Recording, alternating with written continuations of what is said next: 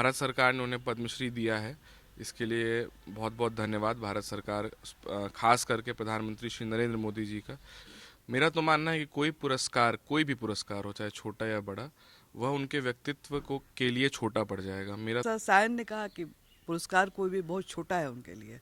जितना काम उन्होंने किया है हर फील्ड में, एजुकेशन हो चाहे मेडिकल हो चाहे किसी भी फील्ड में, अध्यात्म के फील्ड में, जितनी किताबें उन्होंने लिखी हैं और इन किताबें से अयोध्या में कितनी मदद मिली है, तो वो सब बहुत छोटी चीज़ है। लेकिन की बात है। और आज कैसे याद करें, हम लोग हर दिन उनको याद करते हैं। हम लोग यही प्रयास करते हैं कि उनकी जो यादें हैं उनसे जो हम लोग सीखे। हमको बहुत कम समय मिला, पर कम समय में हमको जो भी उनसे हम सीखे, जो जैसे वो उनके विचार थे, जैसे उनके आदर्श थे, उसको कैसे अपने कार्य में ढालें, कैसे अपने जब हम अपना डिसीजन मेकिंग करते हैं उसमें कैसे उनको उनका एक रिफ्लेक्शन हो उस कार्य में, यही हम लोग प्रयास करते हैं।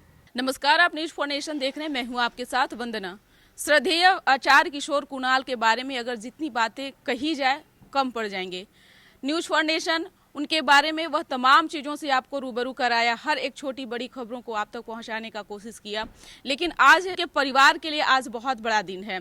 केंद्र सरकार ने उन्हें आज पद्मश्री से नवाजा है।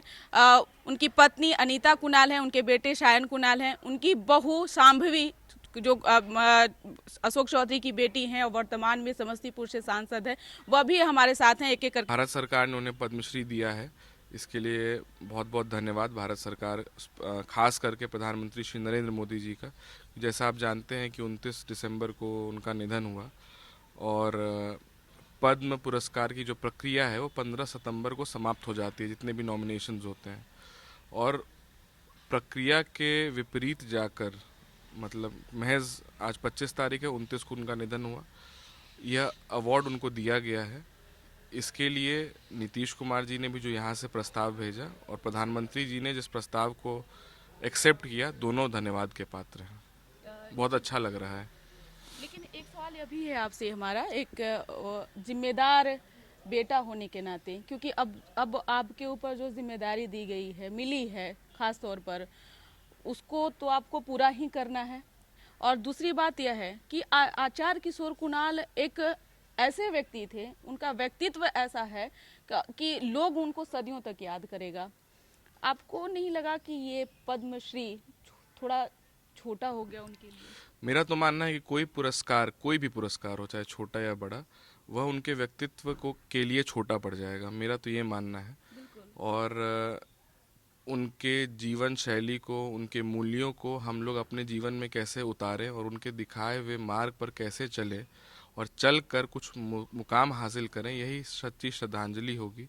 कुछ अधूरे कार्य उनके हैं, उनको पूरा किया जाए, तो वह सच्ची श्रद्धांजलि पिताजी की होगी। जैसे विराट रामायण मंदिर, वह उनका ड्रीम प्रोजेक्ट था। कुछ वर्ष कंबोडिया सरकार से लड़ाई रहने के कारण वह नहीं शुरू हो पाया। जब अब शुरू हुआ तो ऐसी घटना हो गई। तो ये सब कार्यों को पूरा करना सबसे बड़ी श्रद्धांजलि होगी। यह पुरस्कार तो पार्ट ऑफ लाइफ है।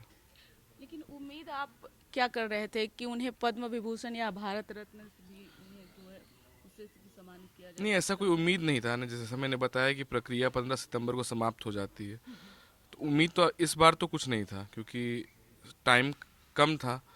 और 16 दिसंबर को जब हम लोग दिल्ली गए तो पता लगा सारा प्रक्रिया समाप्त हो गया है। विशेष आग्रह पर प्रधानमंत्री जी ने यह पुरस्कार दिया है। इसके लिए उनका हमेशा आभारी रहूँगा।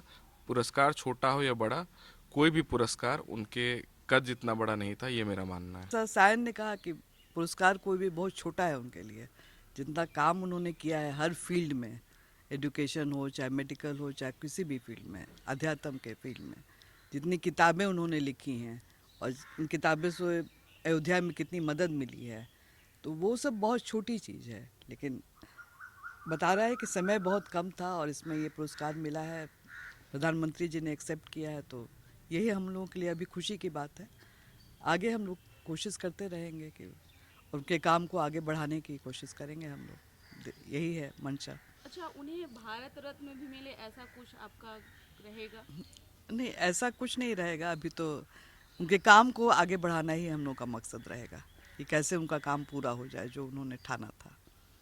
निश्चित तौर पर एक एक छोटे से गांव से निकलकर मुजफ्फरपुर जिले के एक छोटा सा गांव से काफी संघर्ष उनका जीवन भी रहा। 1972 में वो आईपीएस बने। देश देश की सेवा करते करते फिर वो आध्यात्मिक की तरफ बढ़े, सामाजिक तमाम चीजों को उन्होंने किया और आप लगभग उनके साथ रही हर कामों में, हर चीजों में, हर ये चीजों में। अनीता जी, कौन सी ऐसी बातें जो है जो आज तक आपको सबसे करीब उनकी चीजों को लेकर के आता है? हर चीज़ ही करीब है, लेकिन सबसे उनकी जो काम करने की शक्ति थी वो आम आदमी की शक्ति नहीं थी।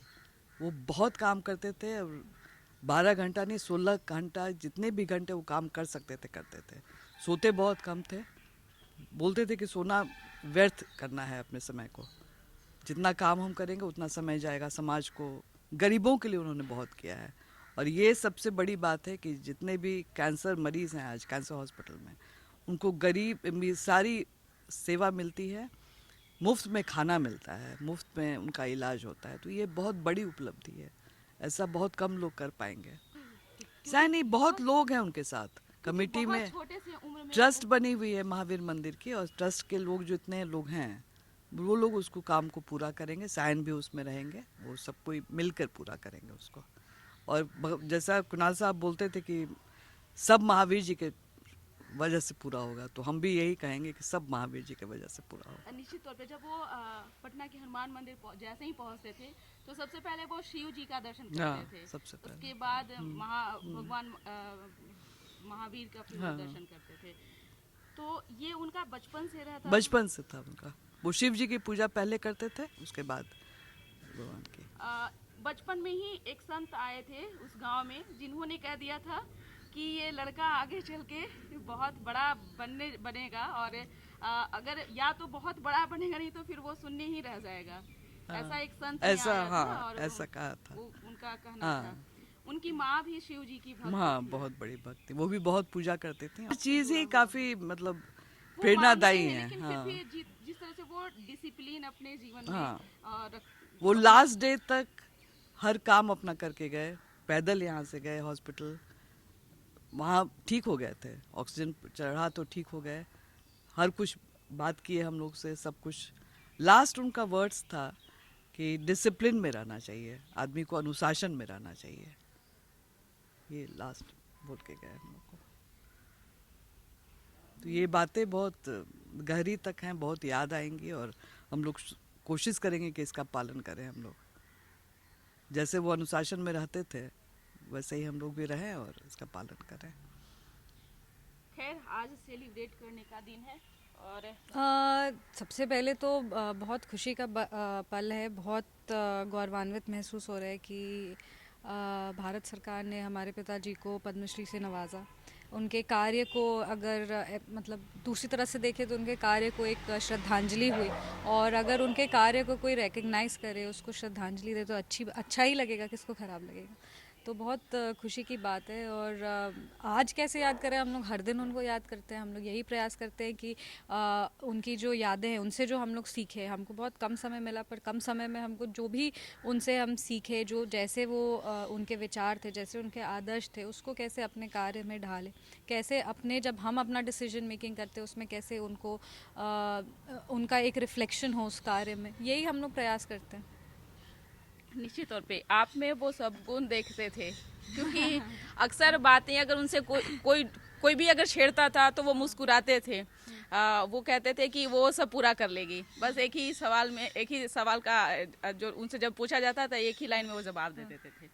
लेकिन जब आप सांसद भी बनी तो आज तक के कभी वो राजनीति की तरफ मुड़ करके भी नहीं देखे। आपके लिए उन्होंने प्रचार प्रसार भी किया है, बहुत बड़ी बात थी। ये मेरा एक प्रिविलेज मेरे पास है कि हम इकलौते, हमको लगता है इस धरती पे इंसान है जिसके राजनीतिक प्रचार में आचार्य किशोर कुणाल आए।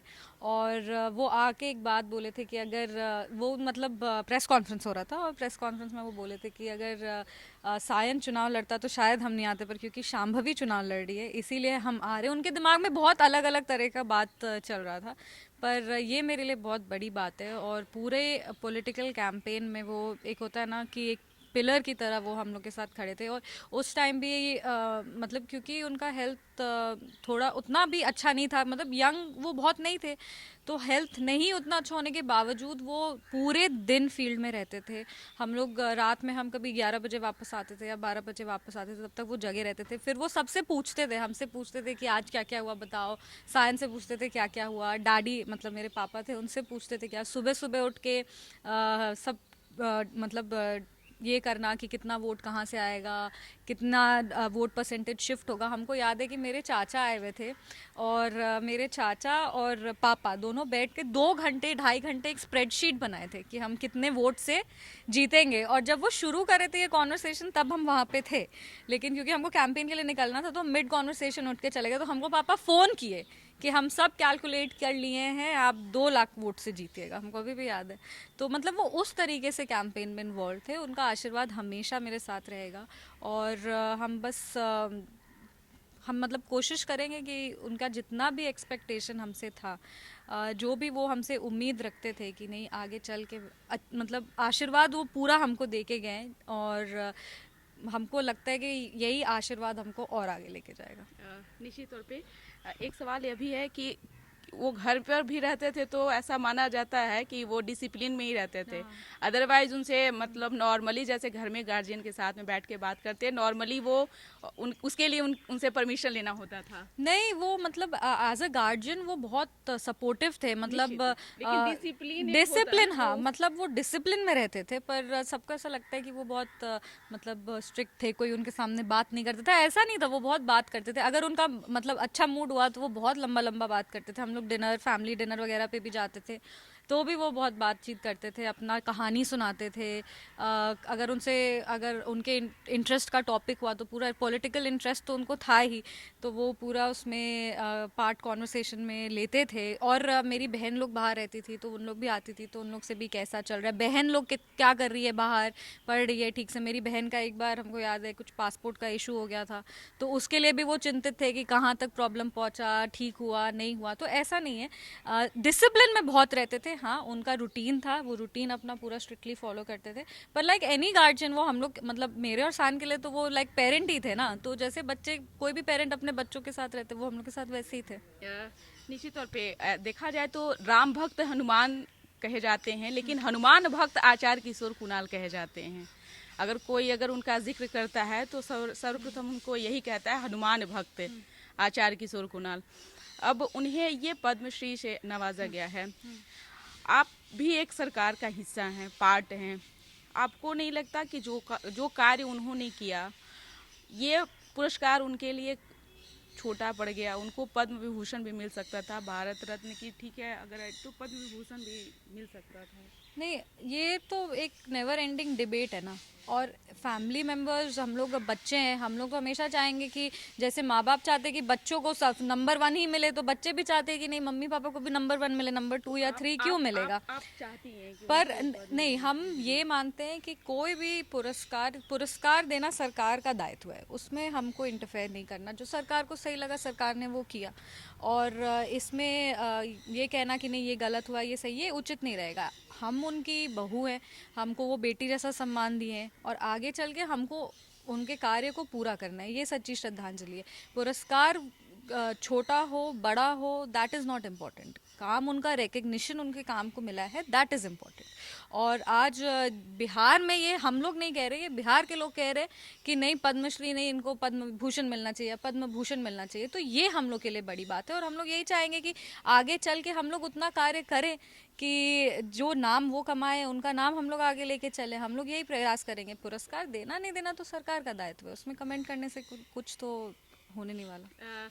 निश्चित तौर पे एक अंतिम सवाल आपका यह भी रहेगा कि आप जब क्षेत्र में प्रसार कर रही थी तो आपने कहा कि बहुत चीज़ें सीखने को मिली उनसे।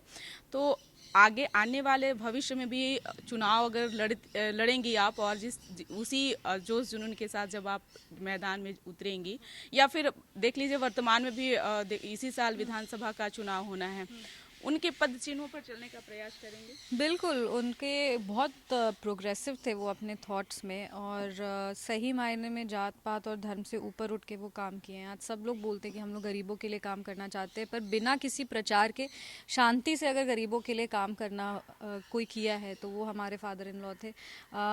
कभी भी किसी से जो भी जन सेवा मानव सेवा में देश भर में उनका उदाहरण दिया जाता है। राम रसोई चलता है, जिससे 10,000 श्रद्धालु अयोध्या में खाना खाते हैं। यहाँ पे महावीर मंदिर में चलता है, वहाँ पे 2 टाइम का भोजन चलता है। तो ये सारी चीज़ें हैं। महावीर कैंसर हॉस्पिटल सो मतलब मेडिसिन के क्षेत्र में उन्होंने इतना काम किया है, हेल्थ केयर के क्षेत्र में इतना काम किया, और ये सब सिर्फ एक इंटेंशन से कि हम गरीबों की मदद करना चाहते हैं, इस दुनिया में कुछ लेके नहीं आए और इस दुनिया से कुछ लेके नहीं जाएंगे। तो ये वाला ये जो हमको क्लोजली अगर हम सीखें, अगर हम सही में किसी के कार्य से ये सीखें, क्योंकि किताब में तो बहुत कुछ लिखा होता है, पर किसी को काम करने के ढंग को देख के जो सीखता है आदमी, वो आदमी को हमेशा याद रहता है। उनको हम काम करते हुए देखें, वो चीज़ हम सीखें कि सही में कैसे अनबायस्ड होकर के, बिना किसी भेदभाव के पूरे तरीके से अगर आप जन सेवा में किसी को समर्पित होते हुए देखा तो अपने फादर इन लॉ को देखें। और आगे चल के राजनीति हो या वो मेरा नॉर्मल लिविंग हो, नॉर्मल डे भी हो, अगर सिर्फ राजनीति से हट के ही नहीं, अगर छोटा छोटा डिसीजन भी ले तो यही सोच के ले कि हाँ, पापा के विचारों को और पापा के आदर्शों को जीवित रखते हुए डिसीजन ले। बहुत बहुत शुक्रिया। बिहार के रतन टाटा भी कहा जाता था आचार्य किशोर कुणाल को। जिस तरह से उनका कार्य या फिर अन्य चीज़ों को हमने जैसा कि पहले भी कहा, अब ऐसे में उनके कार्यों को आप किस तरह से पूरा कर पाएंगे, क्योंकि जिम्मेदारी भी आपकी बढ़ गई है, घर भी संभालना, बाहर भी संभालना, उनके बिजनेस को भी संभालना, तो शायद कैसे उसको पूरा करेंगे? अब जो विराट रामायण मंदिर का उनका सपना था, उसे पूरा करना प्राथमिकता है हमारी। और विराट रामायण मंदिर का काम अब ग्राउंड पर दिखने लगा है। उसके लिए सहयोग के लिए कुछ दिल्ली के व्यवसायी और कुछ गुजरात के लोग हैं जिन्होंने पहले भी कहा था कि वो मदद करेंगे। उसका जो उनके जो आर्किटेक्ट है पीयूष सोमपुरा जी, वो भी गुजरात के सोमनाथ मंदिर जिन्होंने बनाया उस परिवार से ताल्लुक़ रखते हैं। तो उस कार्य को सबके कोऑर्डिनेशन से, सबके सहयोग से पूरा किया जा सकता है, क्योंकि कार्य काफ़ी बड़ा है। उसमें शिवलिंग जो लगने वाला है वो शिवलिंग विश्व का सबसे बड़ा शिवलिंग होगा। उसके ट्रांसपोर्टेशन का इश्यूज़ है कि वो कैसे आएगा। कार्य काफ़ी हैं और जो भी आप लोग सब बिहार वासियों का सहयोग मिलेगा, उस सब सहयोग से उसको पूरा किया जाएगा। बहुत बहुत शुक्रिया। एक अंतिम सवाल आपसे भी रहेगा मैडम, क्योंकि सम्मान तो मिलता रहेगा, ये चीज़ें आते जाते रहेंगी, लेकिन सम्मान उनकी कमियों को पूरा नहीं कर सकता है, उनकी चीज़ों को पूरा नहीं कर सकता है। तो अब आगे कैसे इस सब चीज़ों को देखेंगे? उनका जो काम अभी तक है उसी को हम लोग अगर आगे बढ़ाएं तो वही उनके लिए सच्ची, हम लोगों के लिए काफ़ी बड़ी उपलब्धि होगी। इतना विजन और इतना ब्रॉड किसी का नहीं हो सकता है। बहुत समय के बाद ऐसे लोग पैदा होते हैं जो 100 साल 200 साल, वैसा विजन तो नहीं हो सकता है, लेकिन हम लोग कोशिश ज़रूर करेंगे कि उनका जो काम है वो ठीक से चलता रहे और कुछ हम लोग आगे बढ़ाएं जो हम लोग की शक्ति में है। ये हम लोग जरूर कोशिश करेंगे। बहुत बहुत शुक्रिया बात करने के लिए। तो आपने सुना क्या कुछ कहना था आचार्य किशोर कुणाल के बेटे शायन कुणाल का, उनकी पत्नी अनीता कुणाल का, उनकी बहू शांभवी चौधरी का, जिन्होंने आज सरकार को धन्यवाद दिया और साथ ही साथ उन्होंने यह भी कहा कि आचार्य किशोर कुणाल को अगर कोई भी पुरस्कार दिया जाए वो कम पड़ेगा। ऐसा इसलिए क्योंकि जो कार्य उन्होंने किया है शायद ही अब कोई बिरला ऐसा कर पाएगा। सहयोगी आकाश के साथ न्यूज़ फॉर नेशन पटना।